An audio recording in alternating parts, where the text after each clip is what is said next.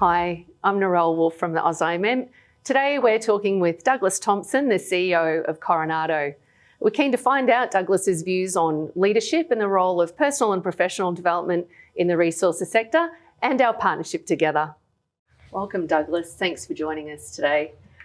Firstly, tell us about your professional development and your appointment as CEO for Coronado. First, Narelle, thank you very much for the opportunity. My story goes back to South Africa, where my country of origin is.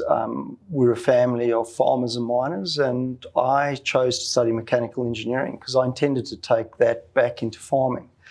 While studying, I was offered the opportunity to go work on a few gold mines, and the scale and complexity of the engineering was just intoxicating. For a young engineer to get exposed to that, and I quickly shifted my aspirations and moved my career into mining.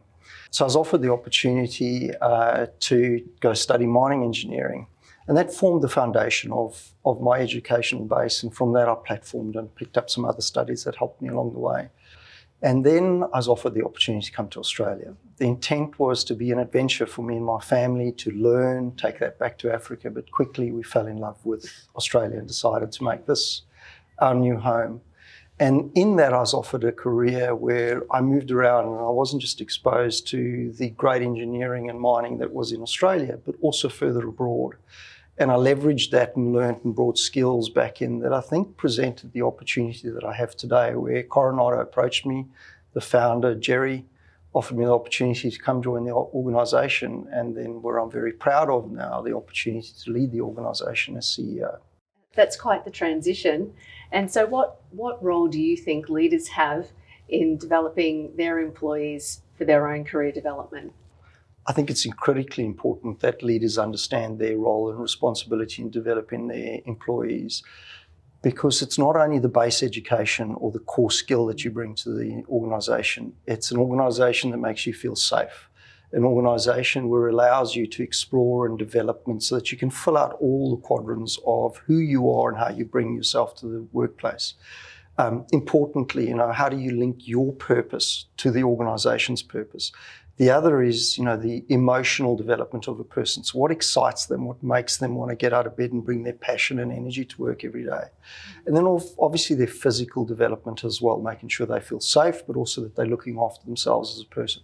I think all those quadrants, including obviously the technical development, ensuring that they've got exposure to new thinking in the workplace so that they can help the organisation move forward as they move and develop themselves, is what's the role and responsibility of the leader. And do you undertake your own professional development, and what does that look like? Absolutely. So my background education was a great foundation that I used.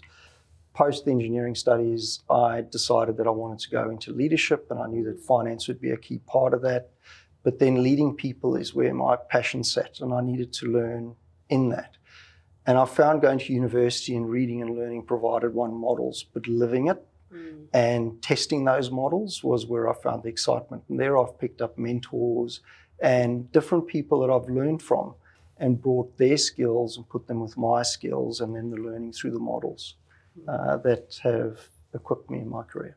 In addition to professional development, what role do you see personal skills playing in someone's career development? And what are those skills that are taught outside of universities and courses that are essential for resource professionals to have?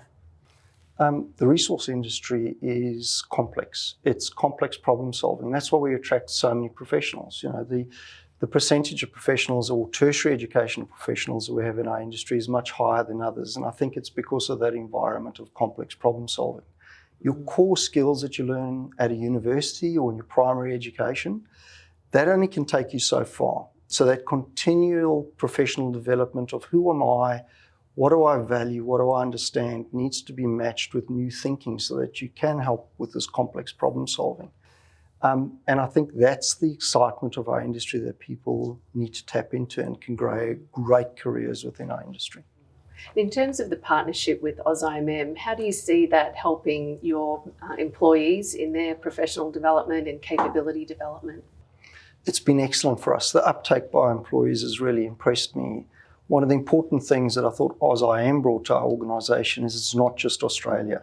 We can bring our team that's based in the United States into this opportunity in developing their skills, because it's online and many of the courses are offered online, but there's webinars and there's different ways in which they can engage the latest and best thinking around their engineering or their stream of expertise that they're involved in. Thanks, Douglas. It's been great speaking with you today and getting your thoughts on leadership and the role of personal and professional development. Be sure to check out the latest content on the AusIMM website. Visit www.ausimm.com.